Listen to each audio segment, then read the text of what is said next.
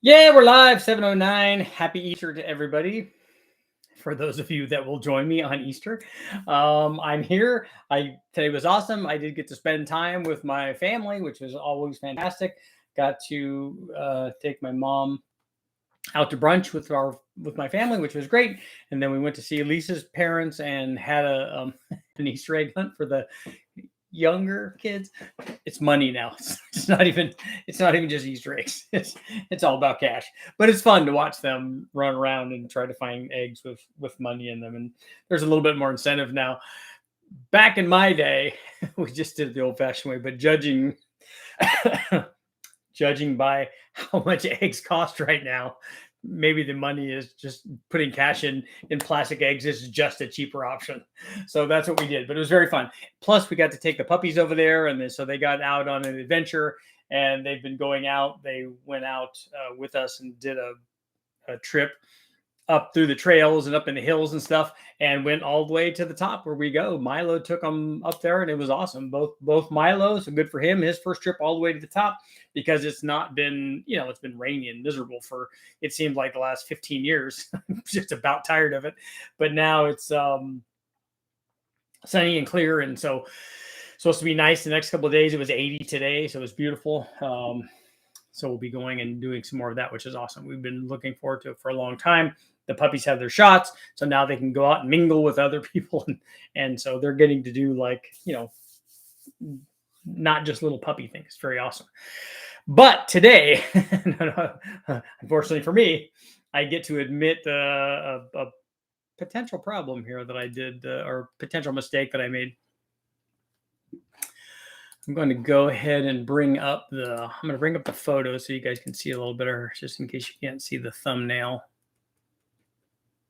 Oh, it's in the downloads anyway, so we can bring that up right away.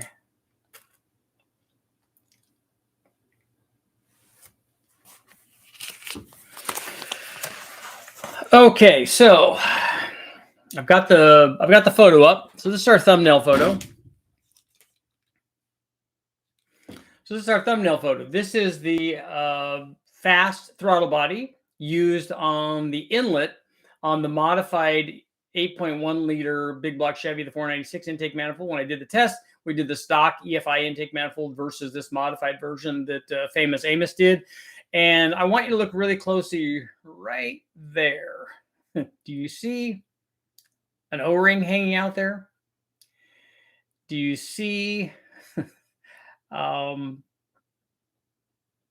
you see that it looks like maybe the throttle opening is bigger than that throttle body?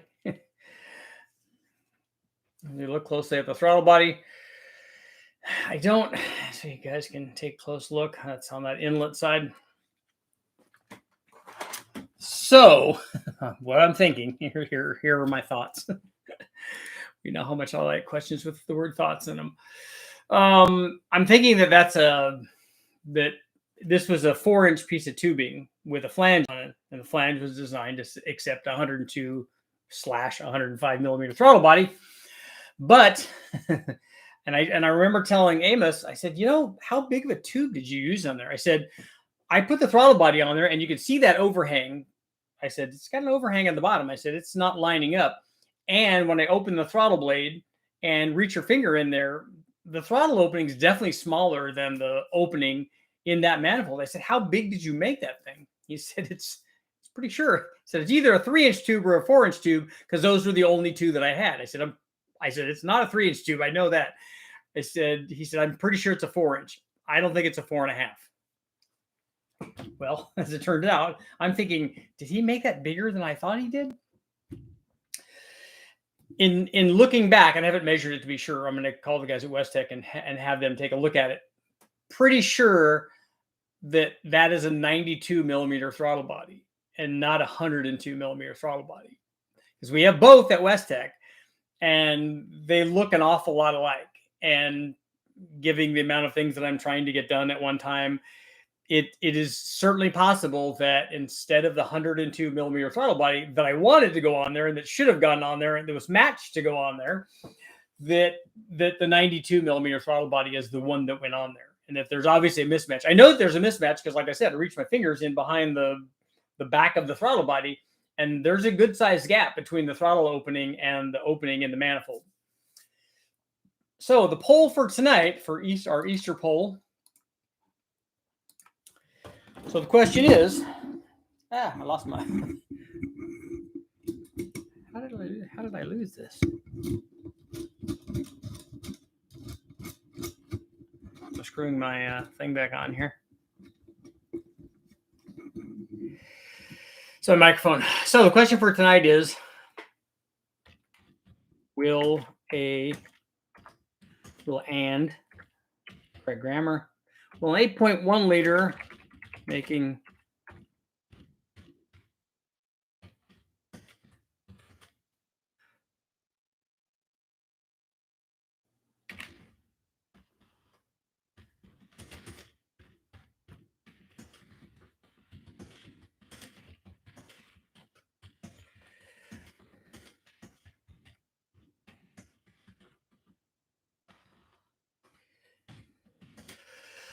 Okay, so the poll for tonight.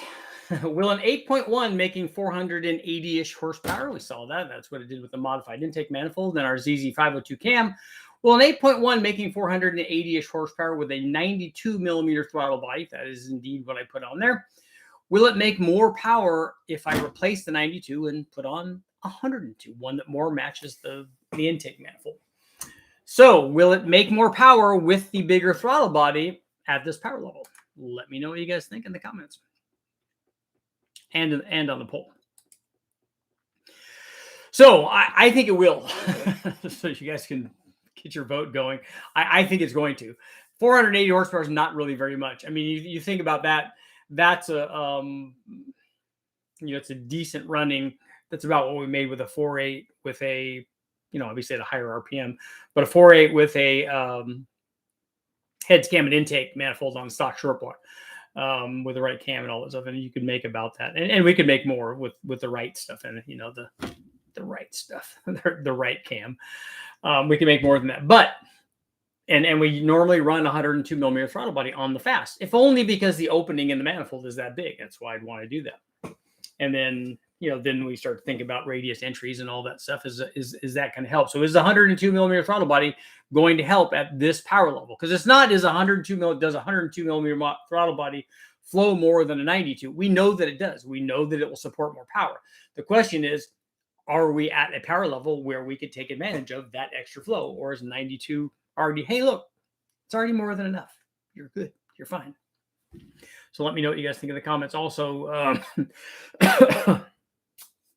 the trophy 4-cylinder. I spoke with the gentleman doing the machine work and stuff, and Bastion Motorsports. I spoke to Super Dave over there, and that motor's now going together. Everything is there. It's all the machine work's done. I told him to make sure to take photos and stuff, and so that's going together. So should be able to run that pretty soon with lots of different changes and stuff.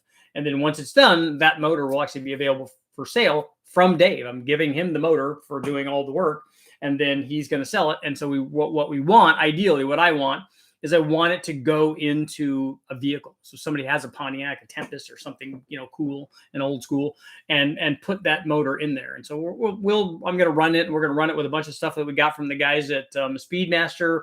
We've got some heads and intake manifolds and all kinds of things. And then we'll run some kind of boost on it if ProCharger wants to step up and provide a kit for that, for us to run that, because I have the blower already. If not, I'll definitely run a turbo. Like I said, we're going to try the V8 manifolds on there on the 4-cylinder deal. And, we're going to run all that stuff. So it'll be cool. So I'm excited about that, because that's definitely other guys. And I also have waiting in the wings, ready to test. I have the Pontiac 350. I just went and took a look at it. It has, so for my Pontiac guys are here, I took some photos of the cylinder heads. So it is a 4.7. The heads have 4.7 on them. They also have DN. They also have what looks like a K188 casting on there. I think that they're just, but it has an H on there. I'm just looking at all the freaking casting numbers. It has a 3 and a 6 on there. And I think those are all the numbers that are on there. I think that they're just 350 heads. I think that they're small, probably the worst of everything. They're probably, knowing my luck, that they're a big chamber, small valve, non-adjustable valve train. I haven't taken the valve cover off. Non-adjustable valve train, 350 head. But so somebody send me an email or whatever and let me know if you're a Pontiac guy and you know what head's on here. But at any rate, it's a 350. It's a running motor. It's supposedly, it has an Edelbrock intake manifold, has an Edelbrock Performer intake manifold on it. Right now, there's no carburetor on it, but we'll obviously put a carburetor on it. It has a distributor and stuff on it, and so we can run it, and that will be cool. I'm excited about running 350, and then whatever it makes, we have upgrades that we can make to the 350 and make it better. Make it more powerful. So let's see where our, well, an 8.1 making 480 horsepower with a 92 millimeter throttle body make more power with a 102 millimeter throttle body. 69% are saying yes, but 31% are saying no. You have enough throttle body. 5 horsepower gain. Let's see. So we'll scroll back. Milo is on guard because the family's probably coming home. Happy Easter to everyone. Happy, happy, happy. Your flex plate disappeared. Where did it go, man?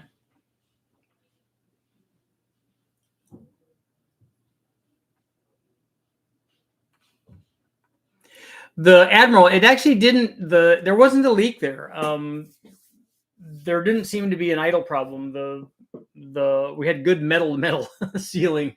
Obviously not the O-ring, but otherwise the idle wasn't too bad.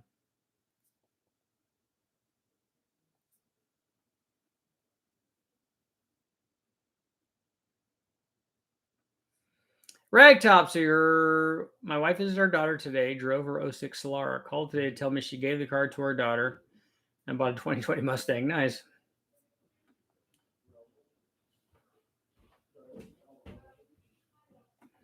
Todd, question before that. Let's see. Maybe when I get down to the live chat, I'll be able to see that. Peak power is 480-ish, I think, if I remember right. Let's see. I can bring that up right now. 482.7 horsepower.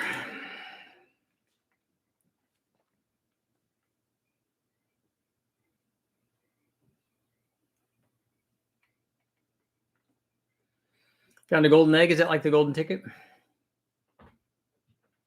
Sure, we're just making the 92 look good. Imagine if the Cosworth DFV was an 8.1, 1,500 horsepower, 15,000 RPM. That would be nice.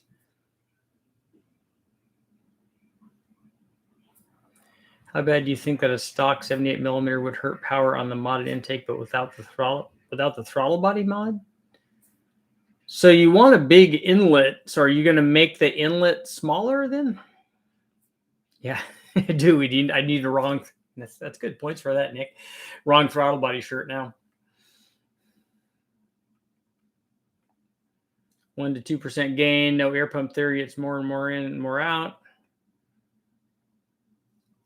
Is it true that you get to a point where a throttle body turns into a light switch? If it gets really big, you do have really, really snappy throttle response. If it's too big, that's why they a lot of times will do one of two things. So you do a progressive, like a rising rate throttle linkage, or what they do is put that weird ski jump in there so that when it opens, it doesn't open a lot, but at wide open throttle, it gets a lot.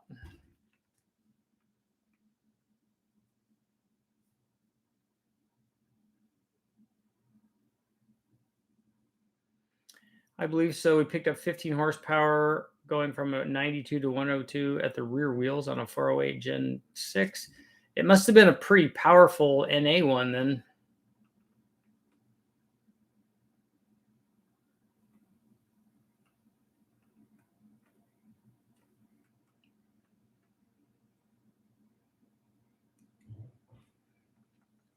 Thinking man, you yelled at me for pointing out a possible vacuum leak. I don't think that there was a vacuum leak.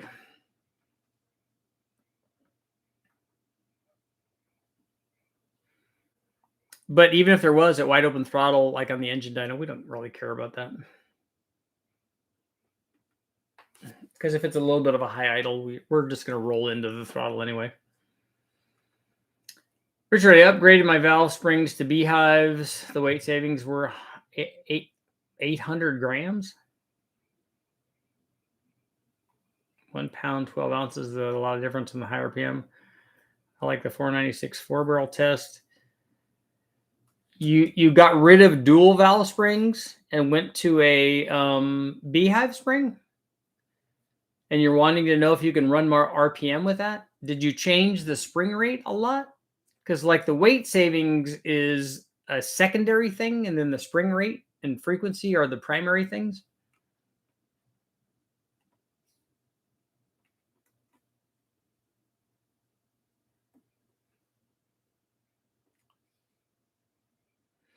Would it appear there's a big difference between the factory intake and the Dart intake? Would you think the volume was quite a bit more than the Dart?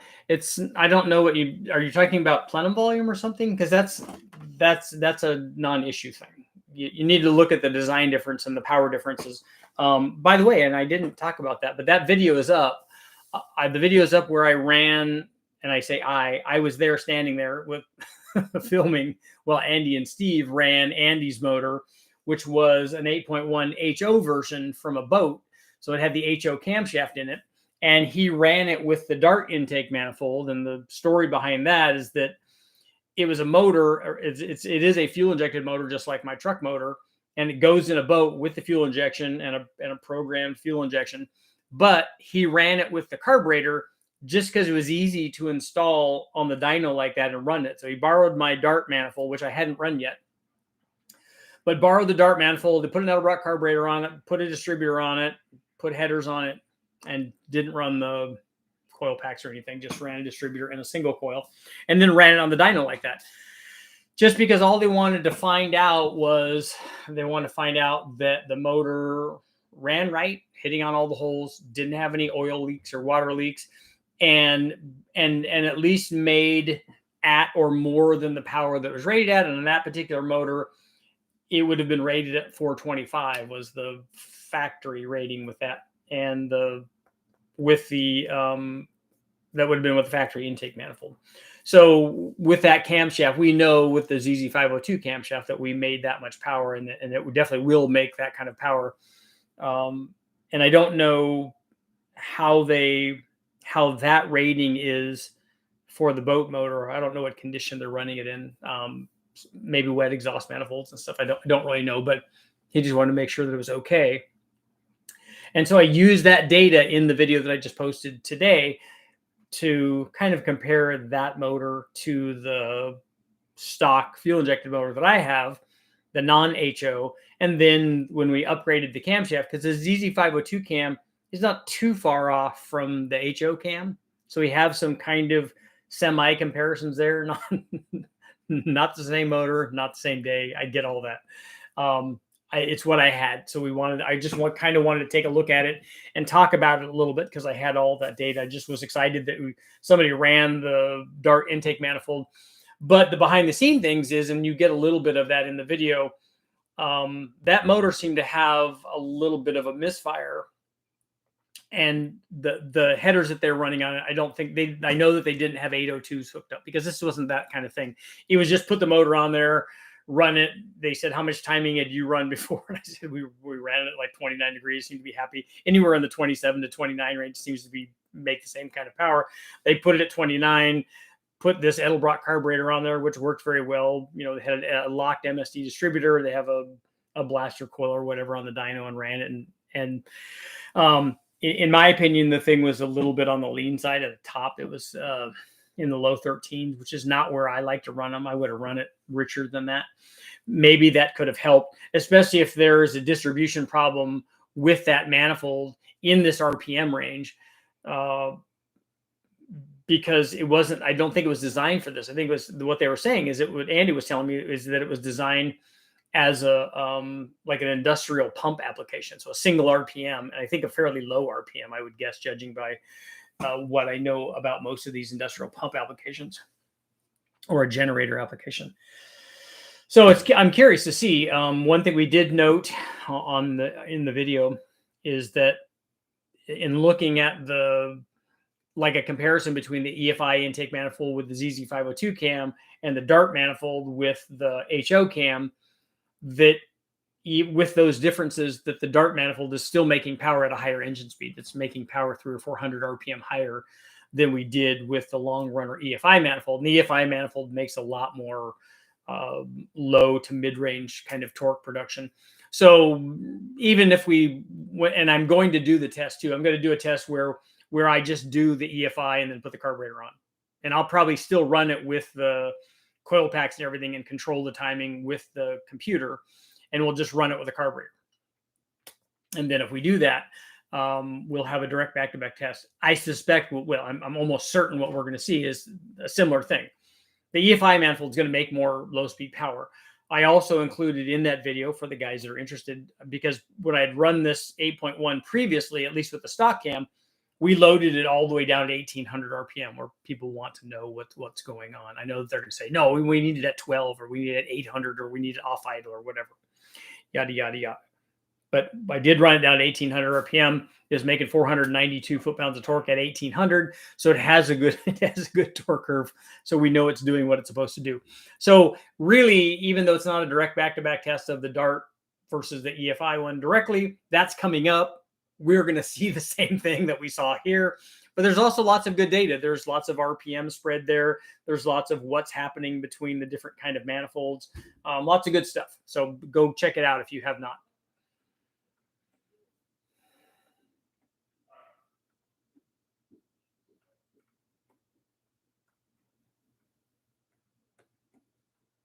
Let's see.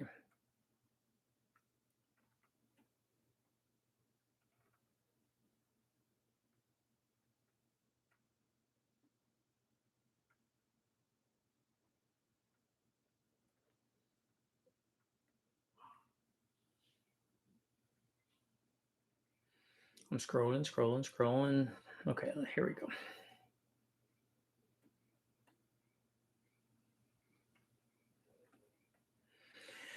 Would it appear there's a big difference between the factory intake and the Dart intake? Yes, we just went through that. Okay. How well do you think a 750 Edelbrock would handle a turbo? What 750 are you talking about? Edelbrock makes a couple of different ones, and they don't make a blow-through carburetor that I know of.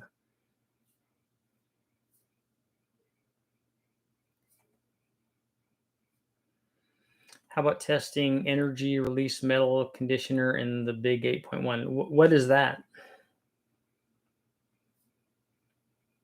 Oh, thank you, man. I used all caps. I think I have cap locks on, which I normally do. Next, we need a test versus the radar intake. I'd like to. If I had one, I would run it. NASCAR used to have delivered vacuum leaks. Yeah, I've seen those. I've seen them drill out the carburetor studs, all kinds of stuff in order to get more airflow. This piston's in a cam that can take advantage of them in its future. For this motor, you mean? I honestly don't. I mean, I want to try another camshaft that fits available piston valve clearance, but given our RPM range with this manifold, we definitely need a different manifold to take advantage of stuff. The engine will only flow so much air, so unless it's choked up by the 92. Yeah, that's what we're asking about, whether or not the 92 is already flowing enough.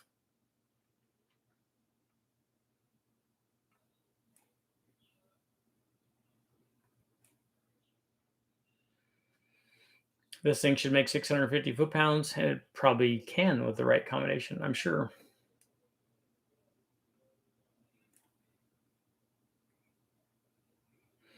Yeah, I wouldn't spend money on the putting heads on this thing. I don't have that kind of YouTube channel, unfortunately.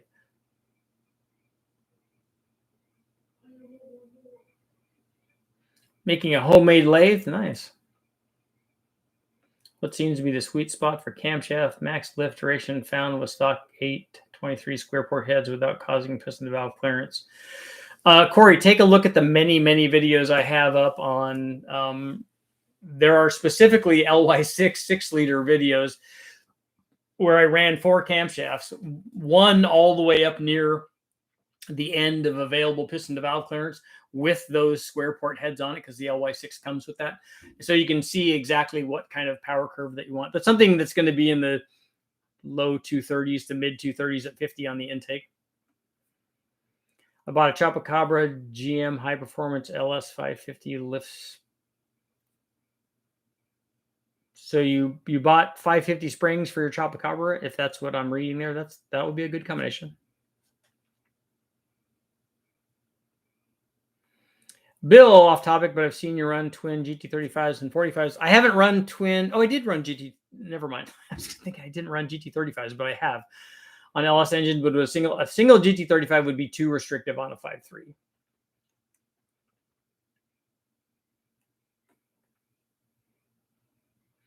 I bet she's sitting next to you in the car listening to Richard. Who is that? Favorite OEM LS injectors versus aftermarket options.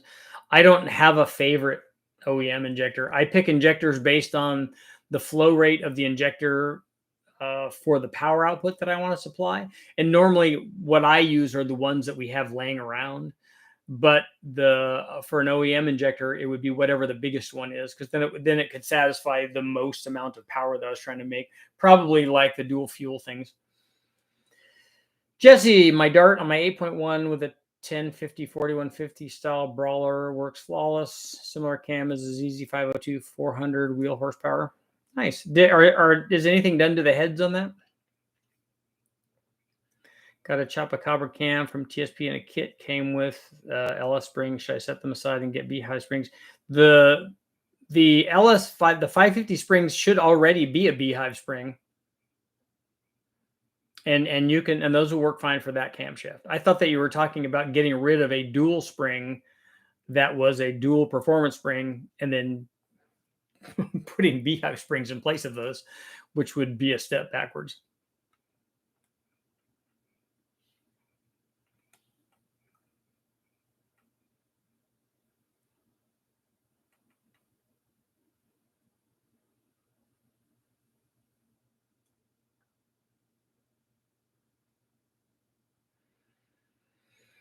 I needed 80 more pounds had opened because of the roller cam. Switched dual springs, retainers, 2 lock clips, 25, 28 grams to beehives, total 17,800 grams, 1 pound, 12 ounces. Is this good? Yes, less valve train mass is always good. The springs themselves, the weight of the change of the weight of the springs themselves is unsprung weight. So you're not moving that or having to operate the spring in the same way that you do a valve. So if you got that weight change from the valves, it would be much more valuable. For the spring, I would be, and unfortunately, like on a beehive, like going to a titanium retainer on a beehive versus a steel retainer, there is weight savings there, but it's not really very much in terms of RPM. I myself would rather have the dual springs, especially if they were the right frequency for the cam that you had and had more valve spring pressure.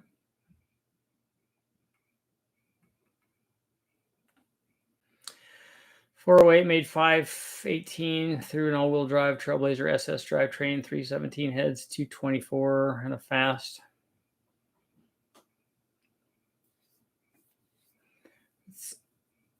That's a lot for a 224 cam.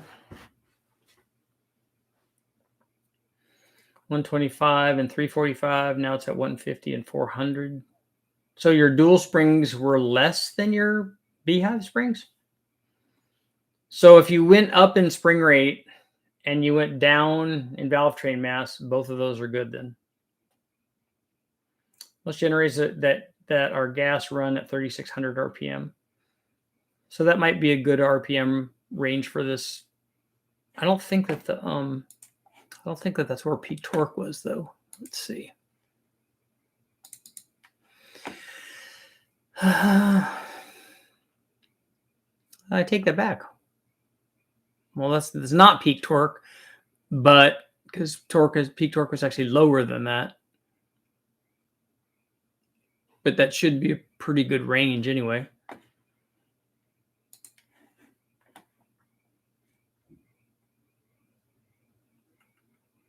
Aaron is saying you can turn an Edelbrock AFB carb into a blow through for boost.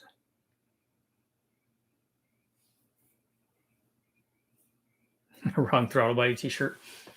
The cheap GT35s that people have out on the, all of this offshore stuff is not a good choice as a single turbo for a 5.3. Unless you were only wanting to run 4 or 5 pounds, it's going to have a lot of back pressure on a motor that big. Alan, this is the 8.1 Vortec that we're talking about. I have one in my Silverado. Would be interested in testing videos on this engine. I have a number of videos up now on that engine already, so you should take a look at them. They're on the channel.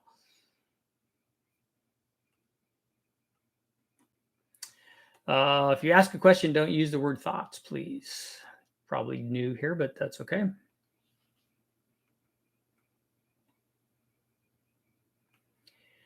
You need to get a 4500 Dominator on the 8.1 and a bigger cam. Not at 480 horsepower. We don't yet. It's tough comparison between a Dart 8.1 and RPM air gap by looking at them.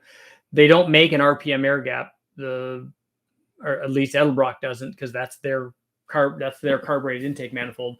This is a Dart intake manifold.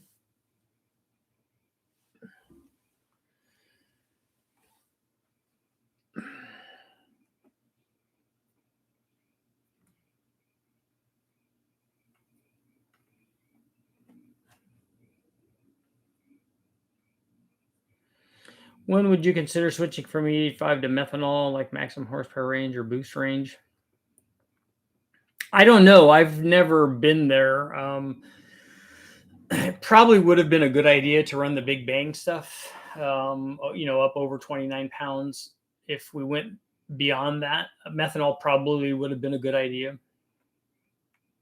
But I've never actually run it. I've never tested it. What do you normally use as a turbo return on the sump? I've put it many places. So we put it in the pan, we put it in the front cover. I just use there are aluminum adapters that most of these offshore places sell that's designed to accept a pipe fitting, and the pipe fitting usually has a barb or something on the other side of it. And then I normally just run heater hose.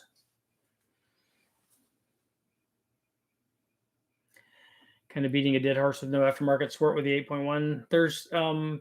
There's ways to make more power with it. You could port the stock heads. Raylar obviously has those aluminum heads. There's going to be more stuff available for it too. I don't know about more aluminum heads, but there might be.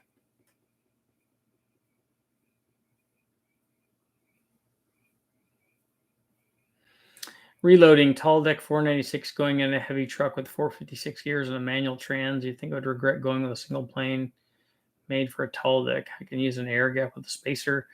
I don't know what cam you have in that or what RPM range you're running. A 227 cam. A 227 cam on a 496 is going to be a sub 6,500 RPM motor. Probably a sub 6,000 RPM motor. So a dual plane probably is going to be better.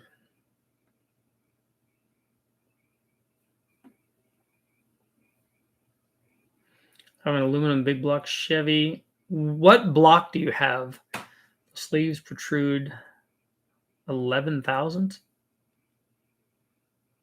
Does that mean the sleeves come out 11,000s? It's not O-ringed.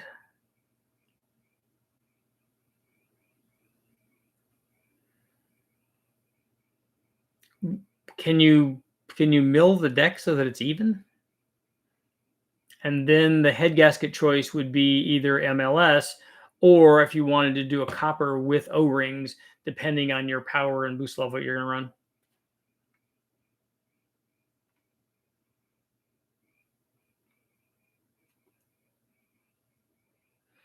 They were stock World Junior O springs for a flat tappet. Okay, so I was thinking that this was something else. So your spring upgrade's a good idea.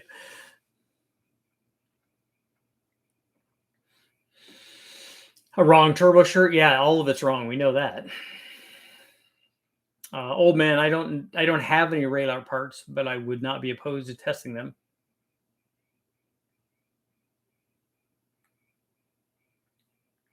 It's a Speedmaster aluminum block. I would fix that because you're gonna have you're at 11 thousandths out. You're gonna have water leakage problems unless you make that even.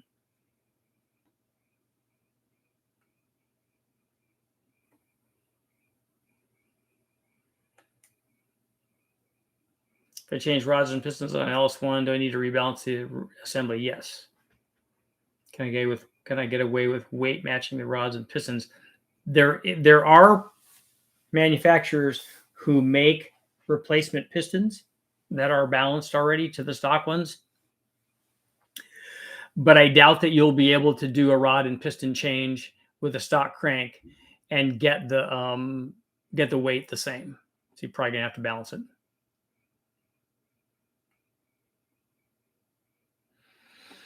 Bill, a GT45 would be a much better choice on a if it's one of these cheap ones. If you have a real Garrett one, then I would use that because that's going to flow an awful lot more than these inexpensive ones do. But otherwise, these cheap ones, I would put a GT45 on a 5.3. Boosted, what's going on? Are you going to port the heads on your current 8.1? I probably won't, but maybe somebody will have a set of ported 8.1 heads I can test.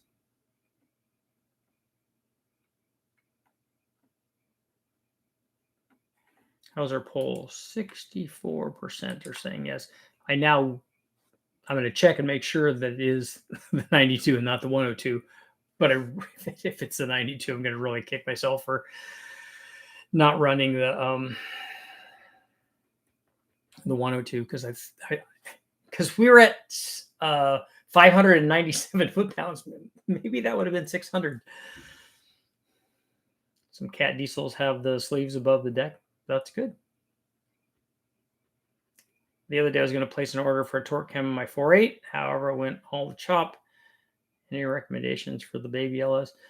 Are you talking about how big of a cam did you put in it? You're just going to have to put a converter or whatever other thing you're going to need, gears or whatever you're going to do to have the thing, because it'll be with a cam in it on 4.8, it's going to be soft down low.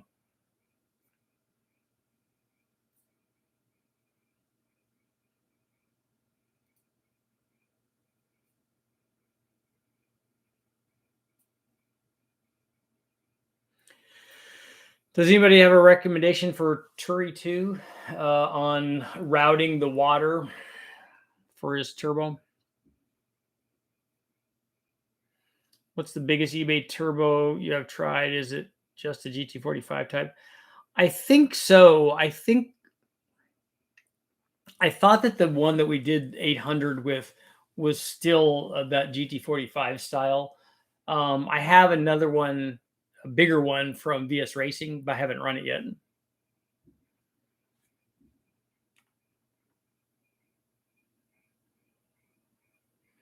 Do you have CFM numbers on the throttle bodies? I don't. I've never flowed a 92 and a 102 on the flow bench.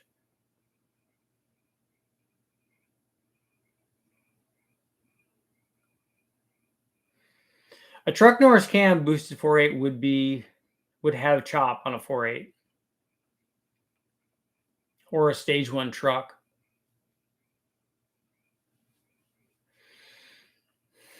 Mike, VS Racing Turbo put on the 8.1. It is big. It's like a 55 or I don't know, a 91 or 93 or whatever. I don't even know what size. I haven't even opened the box yet.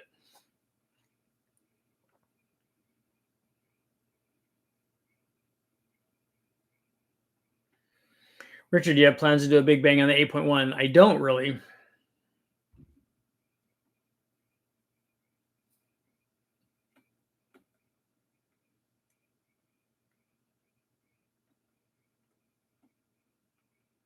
I've never had anything break the internet. But if you guys get a chance, please go watch the how to maximize your 6-liter video that I have. That's the closest one to 1 million views, and it's still way off. It's around 700,000 or something. But if you have a chance, please go watch that video. So let's push that thing over 1 million. Or if you were really cool, you could be one of the guys that have a shop and they put this channel, run this channel like in a loop, just let it run during their shop. Those are the guys that I love, because it just keeps, it's a gift that just keeps on giving.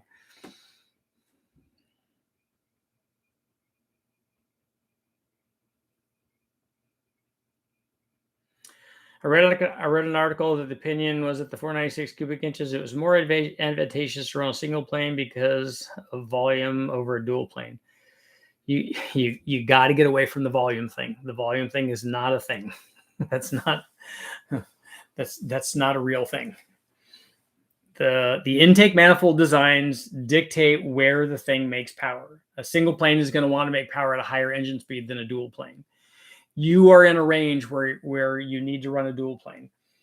That being said, there are examples where, because of the dual plane that they made for, let's say they made it for a 454 or a 396 or a 427 and not for a 496. So then what you have when you run a single plane and a dual plane is some crossover point. So let's say the crossover point is at 6,000 RPM. The dual plane is better from all the way up to 6,000. In fact, I could tell you, if I was super cool and had done a lot of dyno testing, I could actually give you back-to-back dyno results of a single plane versus a dual plane on a 496. Let's see if I was that cool, because I don't think that I am.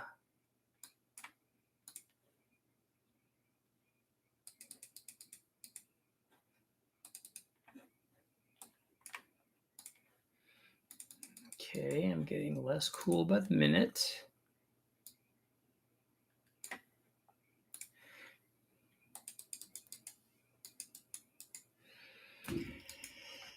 Big block Chevy ported intake. That's not it.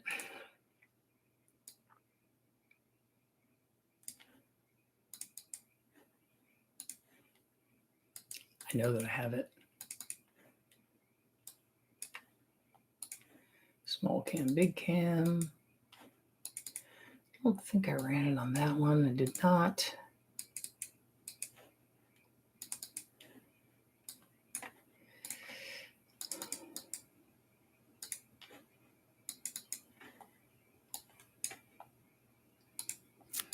I think it's in my Buck Chevy. Thinking that we were going to run a blower with this thing.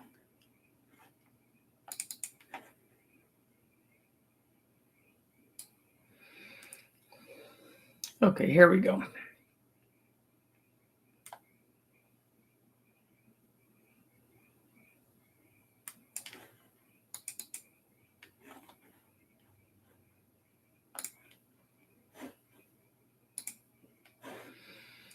That's got to be a blower.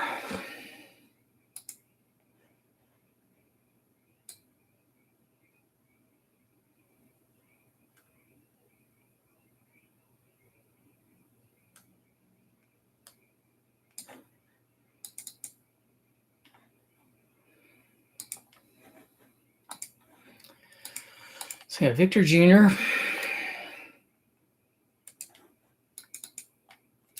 Tunnel ram. You really need to run tunnel ram because it's way better. Yeah, the tunnel ram makes a lot more power.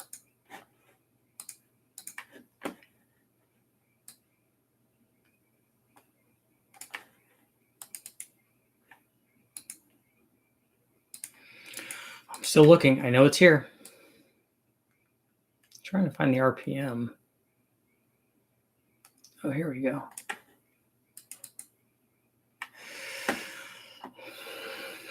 So on this is a 650-ish horsepower 496, 950 Holley, AFR 335s or 315s, that 300 BR4 Marine camshaft. The dual plane made more power up to 4,900 or 5,000, and then the single plane did better. So hopefully that answers your question. Let's see.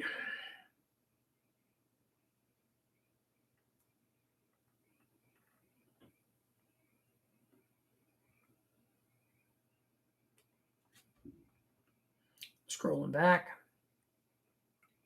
Okay. Richard Killer B, I'd like for you to put the K series in a Nova. Yeah, I don't have the Nova anymore. That's Oliver's car now.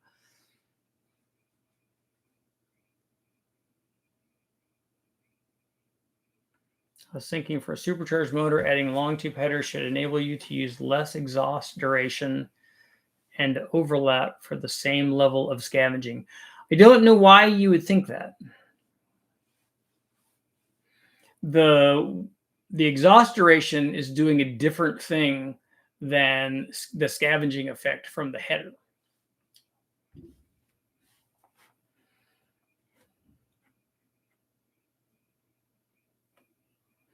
Any downside to building a cold air intake out of a 304 stainless instead of aluminum? Weight really would be the only thing.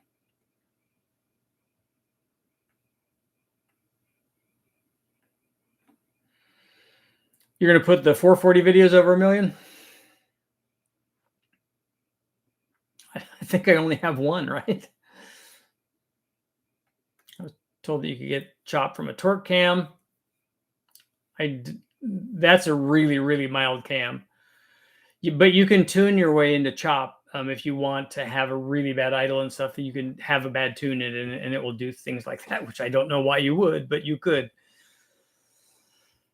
Does anybody know how Plox Amos might know how long the runners are on the 8.1? What's the most aggressive cam you can run with a stock piston and valve clearance and upgraded springs? I would imagine that the stock cam that you can get away with on or the cam that you get away with on stock piston valve clearance is going to be like these other ones where it's in the 230 range somewhere, 230 at 50. But I don't know how long the runners are. I've never measured them. I remember reading The Big Bang Theory. James, I honestly didn't believe it made that power. Then I saw Matt Happel make 600 wheel horsepower with a 5.3 turbo forms. Then I was sold on the LS. So if Matt does it, you believe it, but not Richard. I remember I was telling somebody about this the other day. I got this a lot when I first started YouTube, and when I started posting started going on the line. I would get the responses from guys who were fans of Matt, and I already was. I had already looked at his stuff, but I remember posting stuff, promos for the videos and stuff. They're like, "Oh yeah, this guy's trying to be like Matt Happel," and to Matt's credit, which I love, he would always stomp on these guys and say, "Look, that's not the case. This guy did this back in 2010. Sloppy mechanics wasn't around in 2010. So if you're going to be he obviously liked that people had his back, but he said, look, if you're going to do this, you need to do this correctly because this was back in the day. This was a minute ago.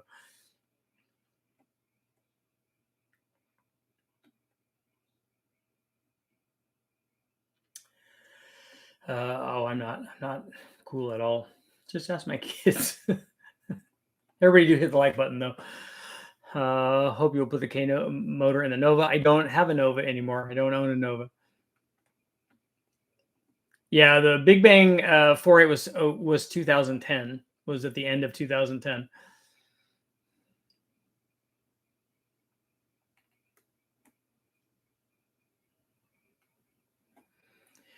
Oh, 2 minutes. You got to go. Is that the 2-minute warning?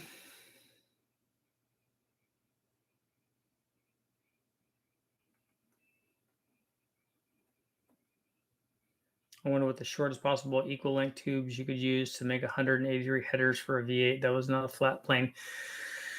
They're going to be fairly long to get up around stuff, at least the valve covers and stuff, right?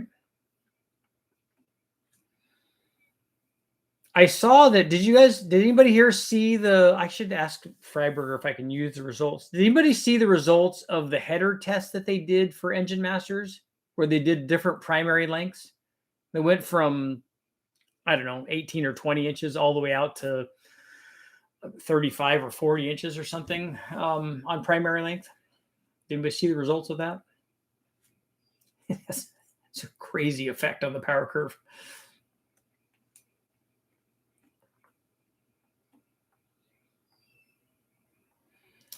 What ECU are you using for the K24? We use an AEM to run it on the dyno at Skunk, and the guys from Skunk were doing it.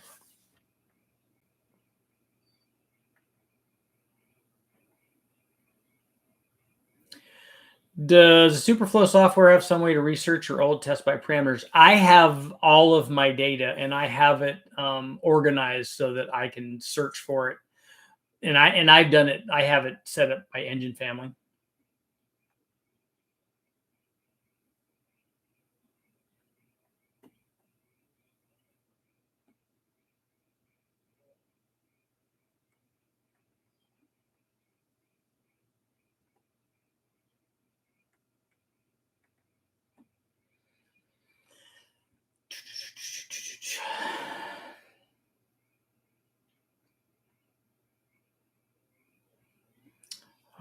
Scott, the 92 millimeter flow is 1400 CFM, which it's more than enough to feed 480 horsepower. In fact, it's more than enough to feed a lot more than that. But that's not the question. That's actually not the question with throttle bodies. The question is, when you put a bigger throttle body on there, does it change the power?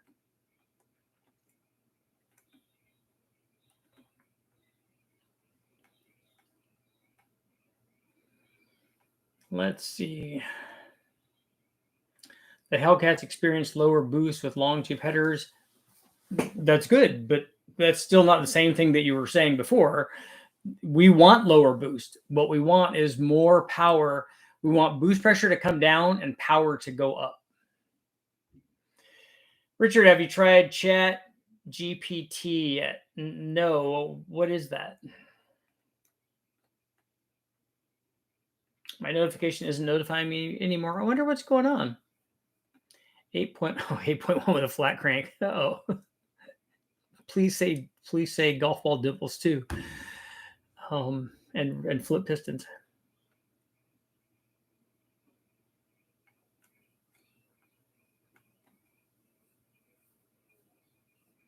Love to see a speedway cam into it.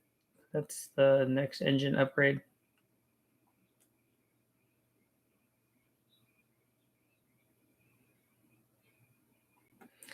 Since Hellcats get lower intake manifold PSI with long tube headers, they may need less exhaust duration or overlap for similar scavenging. I think that the connection that you're trying to make isn't there. That's my opinion. Because we can get less boost by putting a camshaft in it. We can get less boost by putting a different intake manifold on it. We can get less boost by putting a different cylinder head on there. And none of that has to do with header scavenging. What you've done, the reason that the boost came down is the same reason that the boost goes down when we do a camshaft or when we do a cylinder head, if it does it with a cylinder head, or the intake manifold. If we improve the amount of air that the motor itself, irrespective of the blower, is processing, the boost will come down. And if the boost comes down and the speed of the blower stays the same, the power should go up. And that's what we've done by putting headers on there, because the headers improve the power. And by improving the power, they've improved the flow rate of the base motor. And then the blower is still spinning the same speed. It's processing more airflow. And so the boost comes down and the power went up. That's my opinion.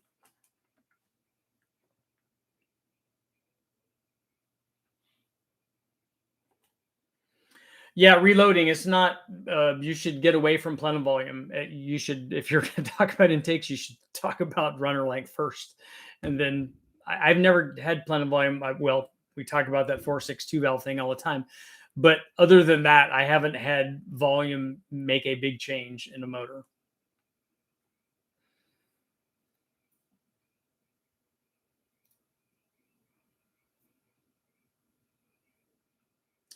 Ian, you want to stroke your LQ4 to 408? That works good. I don't go any more than a 4-inch stroke on the stock sleeve length, and it works good. And if you're putting together a 408 that's a performance motor, you're not putting together a motor that you were expecting to run for 300,000 miles like the stock one anyway. So I would just do it and get the power and enjoy it and not worry about what all these other people are telling you.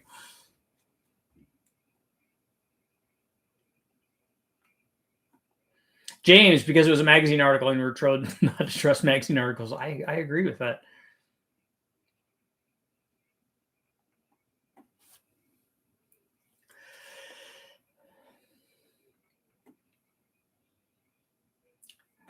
Does anyone make a flat plane crank? Why are guys always wanting flat plane cranks and stuff?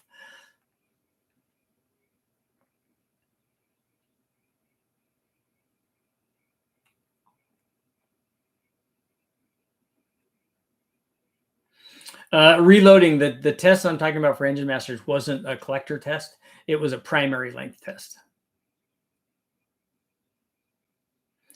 Richard, could you possibly add a supercharger to the 8.1? I think Kenny Bell, we're looking into maybe having being able to put one of those on there, but we'll see.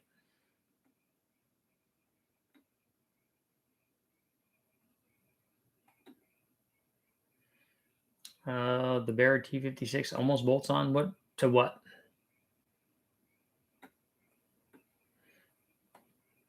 Because Ferraris have them. They have what? Different length headers. I do like Ferraris.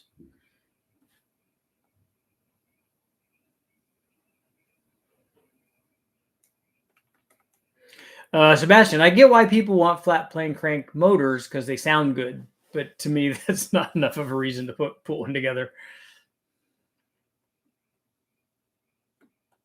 Richard, changing a 5.3 to a carburetor by using the same fuel pump and line, by using the fuel regulator with a bypass, should it burn out the pumper because the tank is in each hear the fuel drain? It's going to be hard to regulate that pump. It's going to be hard to regulate that thing down to 7 pounds, I think.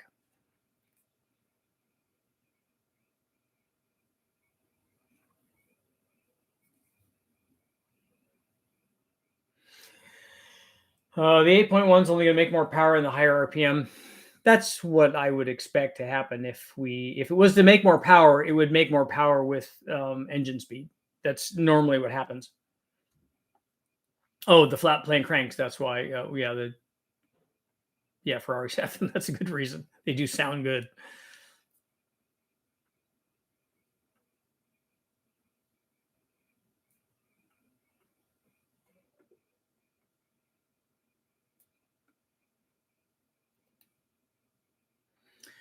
The only time I can remember a test showing a profound effect of runner volume was an old Muscle Mustangs article with a Vortec on a GT40. But how did I show a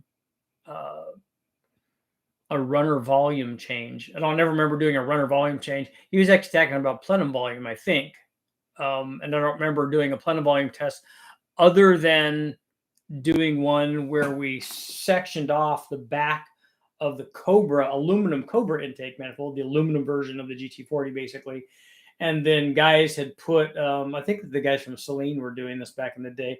They just welded in a spacer to make more plenum volume. But I think we also extrude honed the runners on it too.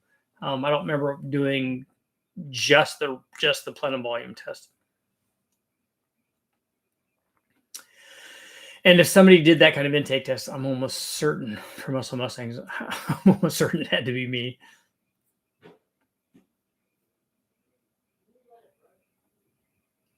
Your VW has a flat plane crank. That's right.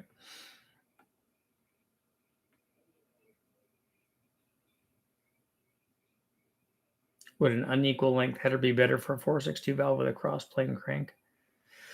if you listen to David Vizard, it does.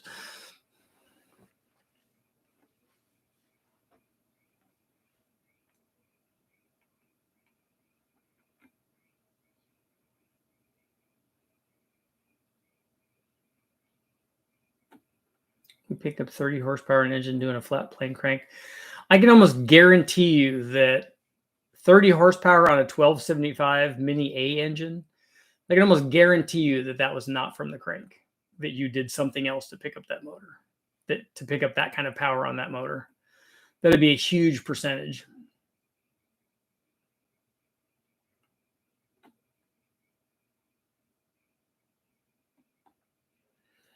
What lift is considered the cutoff point for no springs required cams? Well, it would depend on what springs you're talking about, because there are essentially on the LS, there are two different style springs. There are the springs that they use on like the 706 and 862 heads, which are around 500 lift, and the ones that they use on the performance applications, which are 550 lift. And so when you run a camshaft, you don't want any more lift than that with each one of those respective cams.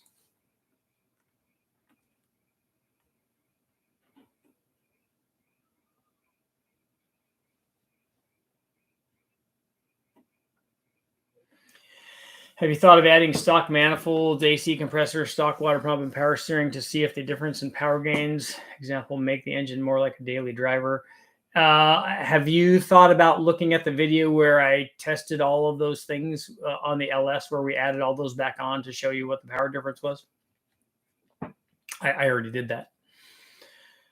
Was primary test a long time ago, do you think? I don't know. I was looking through the data at West Tech. I don't remember what the date was.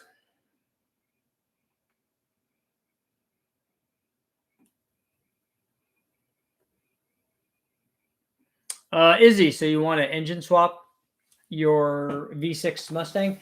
I honestly think that you would probably be money ahead selling the one that you have and buying a V8 car. I think it'll be, in the long run, it will be less headache, and you'll have a much better package to just start out with a V8 car.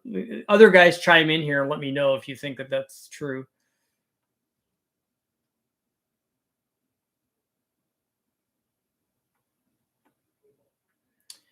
Did you know the big block, the TBI from the late 80s and the 90s had the same size throttle body as the 4.3?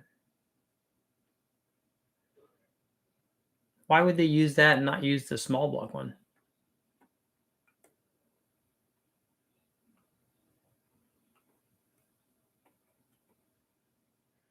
So primary header length has no effect on power? No, it has lots of effect on power. It's one of the big things that affects power.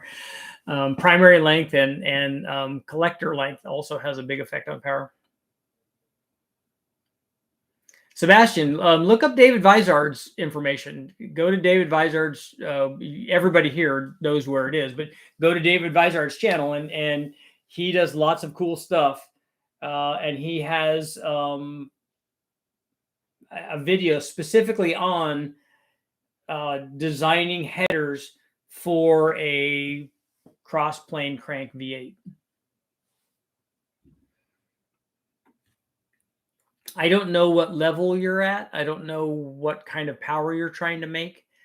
What you're looking at there is ultra specific. So have you done everything else to make the power and the range that you're wanting, like the big things? Because a header, designing a custom header would be a little thing. You're going to be looking for little amounts of power there. Other things like cylinder heads, camshaft, and intake manifold are going to be big things, and you're going to get big power gains. And then you're going to be whittling away with it on the header thing.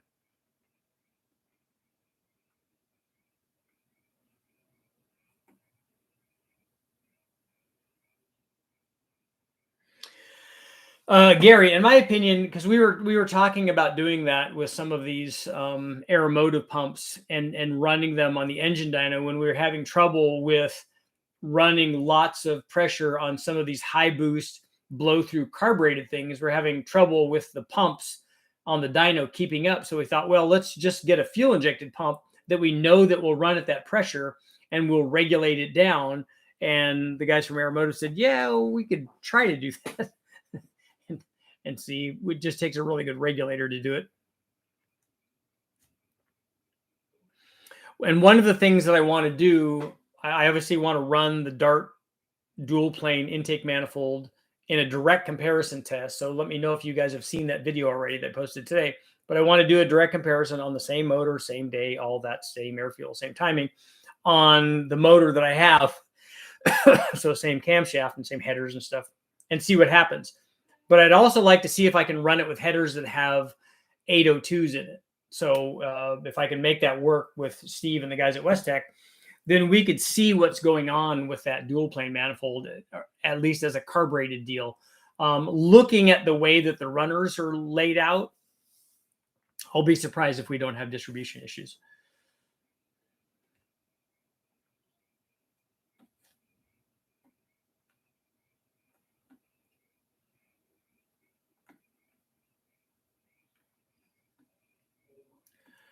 Four-wheel drive. The small block and the big block were not the same.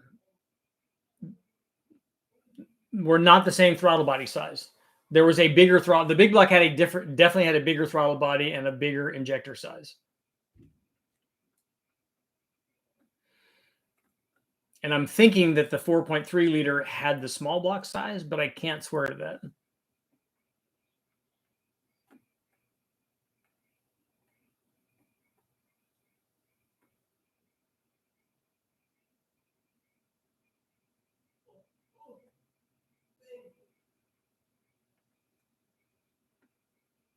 So Evan, what else did you change when you, because when somebody puts a flat plane crank in place of a cross plane crank, when somebody does that and puts another motor combination together, that's never the only thing that they changed.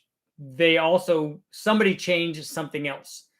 So somebody changed the compression, somebody changed the piston design, somebody changed the rod length, somebody changed the head porting, somebody changed the cam timing, somebody changed something else. And so think about what else happened when this new flat plane crank combination went together, and what are the other variables that changed.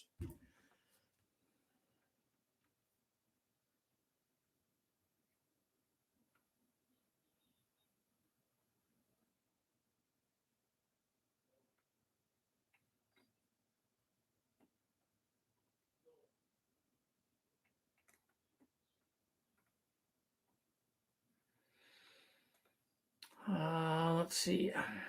Scrolling back to look at another question.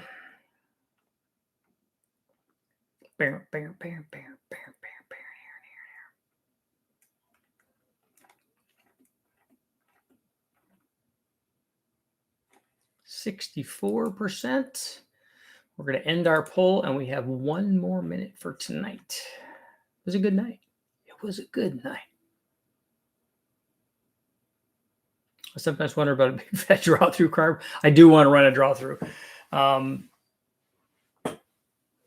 kind of want to do, I definitely want to do the Crown style single turbo draw through on the Z motor, just because I always thought that was cool back in the day when I had my Z and always wanted a turbo one. And that was kind of cool. I don't think a single Hitachi is going to do it like they showed on it, but maybe we'll see. Otherwise, we could put a different kind of carburetor on there, which would be cool. But I do want to do a draw through, and I can try to do a draw through on a single turbo LS and kind of see what happens.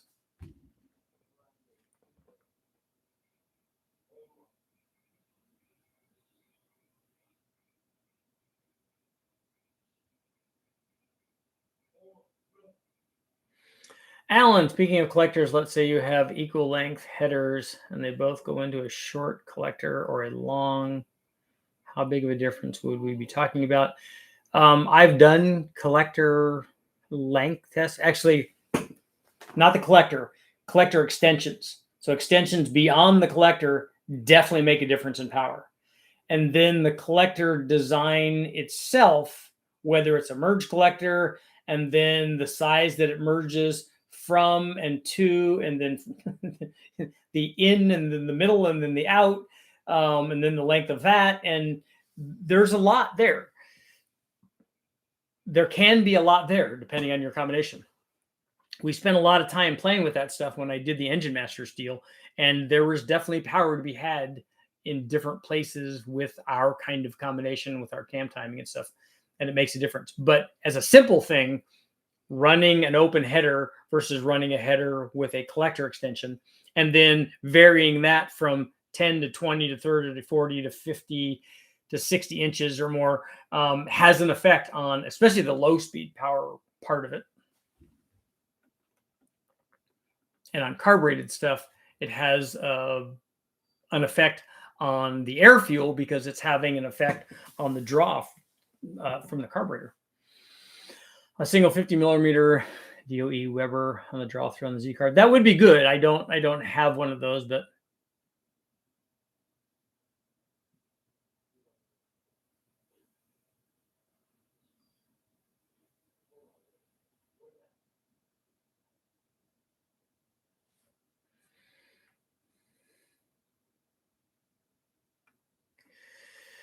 Oh, the head, the 408 head OTFS heads that didn't have ported stock heads, 245s. Those are good heads.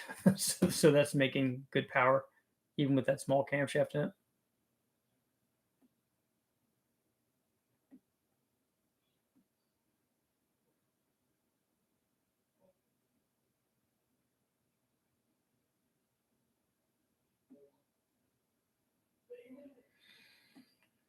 I wish we could chat in person. I would give you the rundown of what we do. We build race minis and Sprite engines. Very cool. I can tell you we have done nearly every combination of cams, rod ratios, compression, etc. That's very cool. And you guys are probably the real deal. I'm just saying that when people make these things, 99% of the people that I talk to, when they tell me, look, this did this, I'm like, okay, well, let's go through this.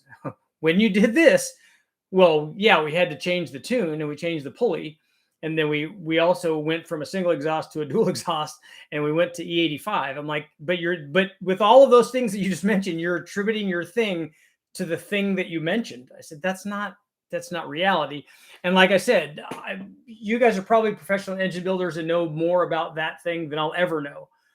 But what I do know is that when somebody goes from one combination that has a normal crankshaft and another one that has a flat plane crankshaft, I have never seen anybody just do that, because you wouldn't do it.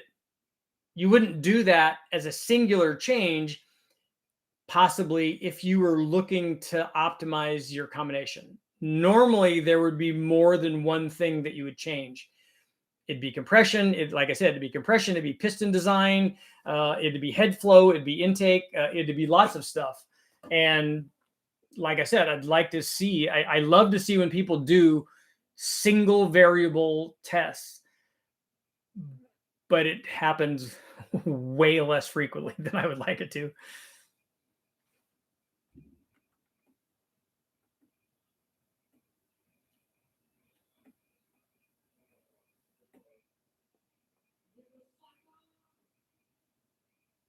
Testing a few Sidewinder turbo manifold lengths. Burns, do you have a limited amount of room for that kind of header in you know, in and around the engine compartment?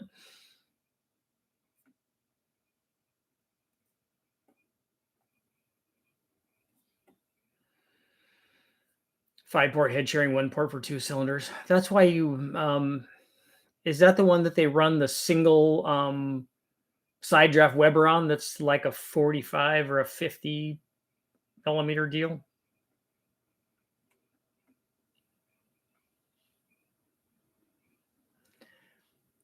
Oh, Evan, you're good, man. I want to have conversations like that with people.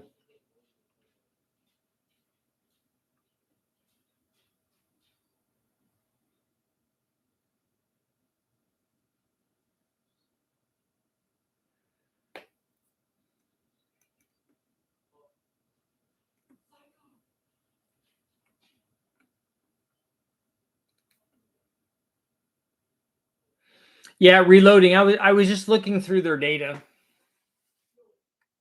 I thought that it was a primary length test. I don't think it was a collector length, because I don't think the collector length would make that much of a difference.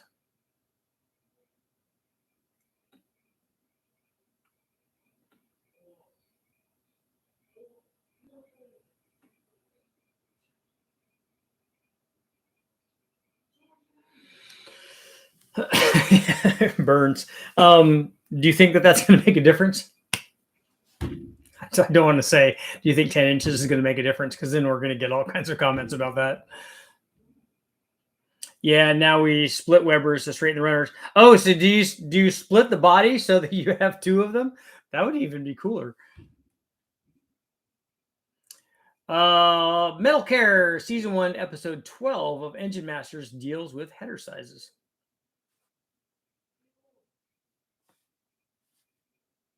Why do we get 197 votes on the poll but only 90 likes? Exactly. What's up with that? Can you talk compound intercoolers or in series? Yeah. Do you want to know which one works better or more often, or what?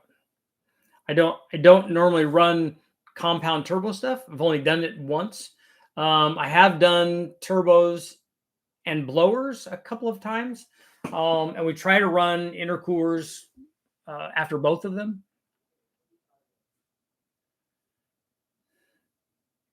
We're trying to do everything to even fuel distribution. I bet that was a problem. Come on, 3 more likes for 100. 3 likes for 100.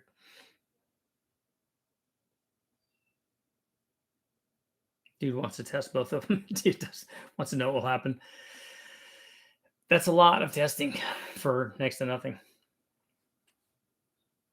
That's a lot of things to change for less than the change of 1 pound of boost.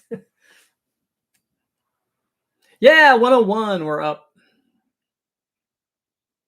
We are up. We're winning. So I'm kicking myself for not running 102 millimeter throttle body.